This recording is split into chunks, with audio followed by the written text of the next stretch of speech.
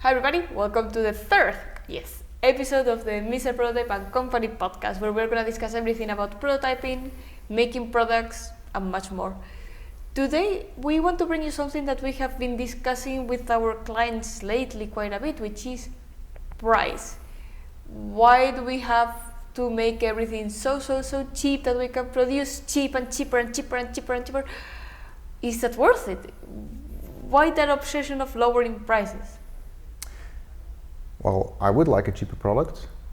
The clients of our clients demand cheap, so I get that people want cheap prices.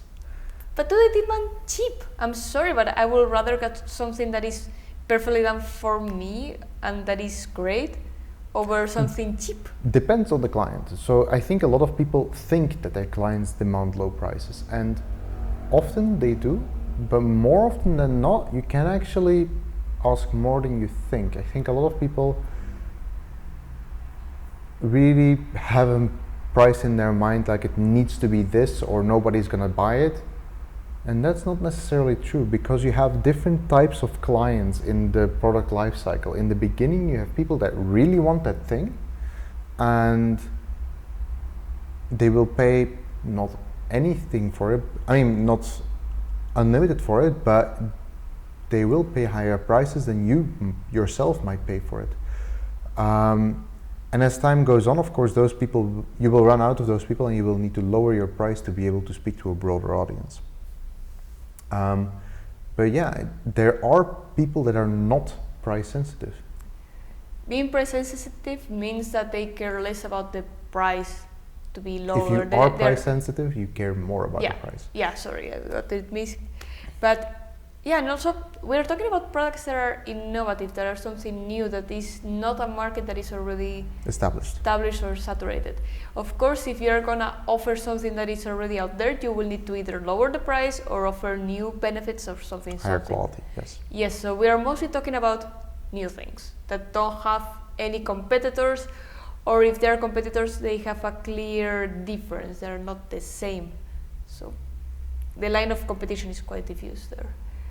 Yeah, and also I get that from another point of view, our people that make products get fixated on that unit cost because that closely relates to their margins. Yeah, sometimes it gets tight, mostly when you're producing limited amounts, that the smaller the amount you produce, the higher the cost per unit. And you see your margin just evaporating. Yeah, but you need to try to sell those first units to know if investing on lowering the price is worth it. It's funny that you need to invest to try to lower the price. To invest. Yeah. But the reason this makes sense, and it's not a chicken and egg problem, is because that first investment to try to sell a bit is much smaller than the investment that is needed to make things cheaper. So basically, let's say, and we've seen this, let's say that I choose to go for a cheap production immediately, and I just estimate that they will want it this way, and they will want this version, and yada yada. And I make 1,000 pieces of that, and therefore it's cheap. It costs like €2 a piece, instead of 10 or 50 even. Well, great that you have €2 per piece, but what if you sell 5? It turns out that nobody wants it. But you have another version that everybody wants, and you didn't make that one. You chose for the wrong one. Well, now the money that you invested in that first version, you're never getting back. No, and actually the price per unit that you're paying is way higher if you don't manage to sell them. Yes, because you need to calculate the price per unit not by what the person offering you the production says that is, but like what you actually sold in stock compared to how many you bought. That's the actual price per unit you paid in the end. And yeah, that can be a bit sour if you get that wrong. Yeah, and it's difficult to think that way, that is like that indeed if you pay more for it but you manage to sell everything, that might be cheaper at the end and you get really valuable feedback. The first clients are incredibly important for getting feedback. And So- traction. Yeah, and traction and your first fans and everything, people talking about it, you need that. If you don't dare to do it because investment per unit is too high, you are risking a lot, you are risking the whole project. Yeah, and typically, let's say that the investment the cost per unit is too high to make a profit, but you also don't have the money to invest in the large scale production. That's actually quite typical because a large scale production is tens of thousands of euros typically for starting that. Well, if you start with that small scale production, you might not make profit, but that is proof that your product has demand. And with that, you can go to investors, and if they see that proof of demand, they will be willing to give you that money to go to large scale production and then have those margins to be profitable. So you need to get that proof of sales. That is incredibly important. I mean, even if it is costly, it's Yeah. better. And we're not talking out of nowhere. We know Yeah. how it feels. We are working on a project of our own, and the first units is always tricky, a lot of hard work behind it. Yeah, and even 5 units is better sold at a loss is better than nothing sold because it wasn't cheap enough to make. Is by far better. Talk to any investor and they will agree with that statement. I mean, another thing that you can always do if you have very, very low budget and you don't know what to do is making the landing page, just a web page with the buy now, with the price, and see if people are actually willing to try to buy something for that amount. Yeah. It's not making a prototype, it's not producing anything, but if you're really, really, really, really concerned about the final price of the product, yes, make that. That is still cheaper than prototyping in most cases, I guess, depends Yeah. on what. Also, the whole thing of price per unit is not valid if you're wanting to sell the idea. We've seen a lot of people come through that want to sell the idea. Again, traction matters more. You're not investing in production to make a product that will start to get a return. It's nice if it can, but that's not what you're doing typically with a small series production. What you're doing is you're investing to see if there is demand, to prove that there is demand. And with that proof, you can then either go to sell the idea to investors. Which will be way more valuable if you have that proof of, hey, people want my product. And I see a lot of people staying a bit stuck in that phase of, I have a prototype, it is actually good, it works, it's great, but how do I now get to that next stage? And I feel like that's the answer, starting with a small scale production. That small scale production also can have different looks. For Of example, course. For example, we are talking about the Kickstarter. There is a small scale production Yeah. where you can prove demand, which is, for example, what we are Planning doing. to do? Yeah, we're planning to do it.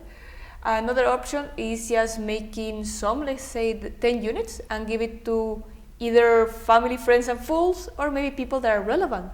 Who knows? Maybe you happen to be able to get in contact with a YouTuber that can showcase your product or test it and give you feedback for developing Yeah. it. That is really valuable. But this is not the only problem with the price.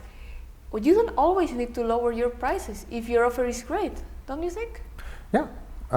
Offering more value often means that you can demand a higher price. If you can get a few nice features in, if you can make it look nicer, if you can just make it a higher value product, you can increase your price.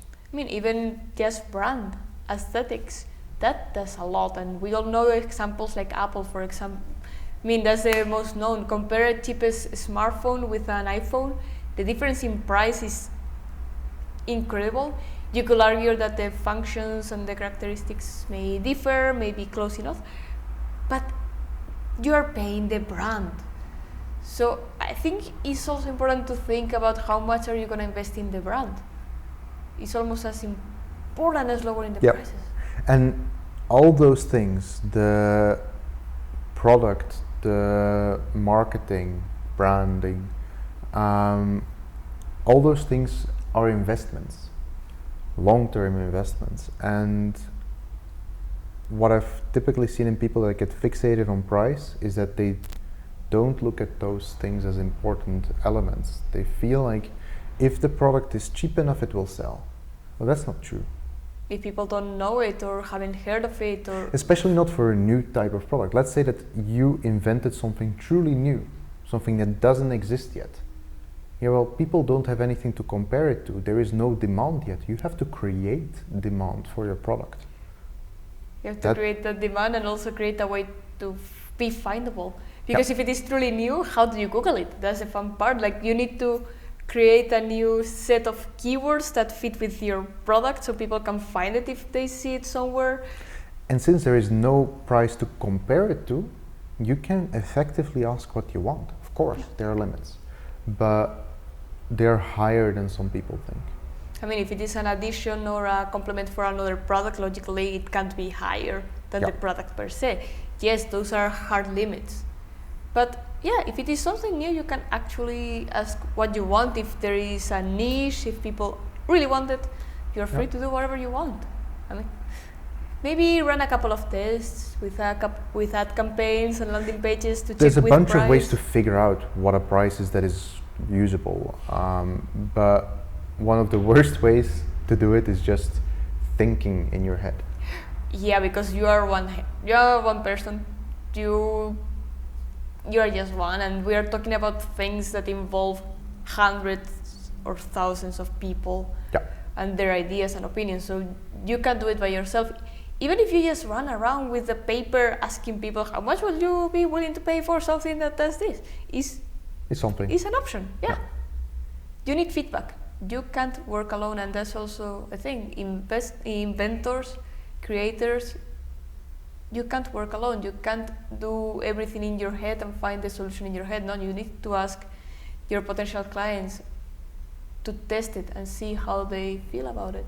I mean, it happens from time to time that you have the guy or girl that makes something awesome all by themselves, but it's the exception. And typically, they're getting help from contacts for getting in touch with other people and all kinds of things. Yeah, but also they need to listen to their audience. Yes. I mean, even if it is something awesome and if it doesn't fit with the needs of the audience, then forget about it. Usually people good businesses adopt to what the audience wants completely. Yes, and that's the origin also of a lot of solutions. It's just people trying to solve their own problem and the problem of people that they know. Like, let's say something related to a sport. Of course, I need to be practicing that sport. I need to know enough about that sport, and I have my mates, my team that I can discuss it with. But that's the thing, you normally don't work alone. I feel that you always have a connection, or at least somebody to discuss it with. It's really sad if you need to decide the prices if you are not asking other people. It's not necessarily sad, but I think it's scary. Yeah. It's intimidating, and that's why a lot of people think that they have to go cheap. And no, just go out there, be proud of your product, and dare to ask money for it, because your clients will also only value you to the level that you dare to ask. I mean, that's another thing. Prices that are too low are scary. Like, is this gonna work? Is this okay? Yeah. And on top of that, you need to know that products have returns, have failures, have warranty, mandatory 2 years in Europe. So out of all of that product price, those things need to come. So if you ask too little, it's not going to happen. Yeah. It's quite tricky. But it's tricky. Mostly what we want to, the whole core of this conversation is get it out there, show it, check different prices, see how much can you ask. And worry about it once you actually have demand. Once you actually have people wanting your product and saying, I will really want it, but it's actually too expensive, then you can start worrying about price. But in the beginning... Yeah, or at least with the first series, don't escatimate investing in the first units to get the feedback. Oh, please don't do that. That feedback... It's invaluable. Yeah. Because you might actually see like, oh, they're willing to pay way more than I thought.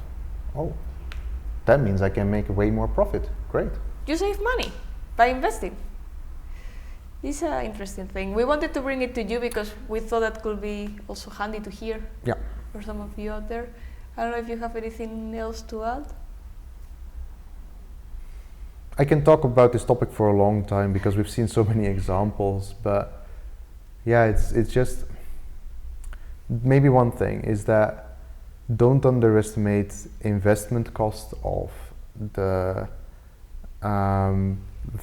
different versions of a product. Like if you make a product and you immediately go to large scale production, that's a big investment. And typically what happens with startups is they think we need the big numbers, we need this. They go to that step, then they figure out that actually they would have wanted something different, or worse, the clients wanted something slightly different, maybe even like remove a feature. And then you go like, oh, that could make it cheaper and stuff, but we don't have the money anymore to do the big investment again. That's heartbreaking, because if you were patient with that first investment, if you started small, then you could have had demand and made exactly what that larger demand that was starting to pop up wanted. And that's when businesses can explode, and that's great. But if you play all your cards in the first round, then you're not going to get there. Or yes, if you're really lucky, but you are putting all the eggs in one basket. Yeah, reduce your reliance on luck as much as possible, I would say. Because if you need to rely on luck for making a startup work, that's not a good strategy. Yeah. I hope this helps you, and maybe anybody out there that is thinking about making a small production or going for big, take it easy, slowly but steady. I will leave you the transcript of this whole conversation. You will have the podcast, you have the YouTube channel. Send us any question if you have it, and we will see each other next week. See ya.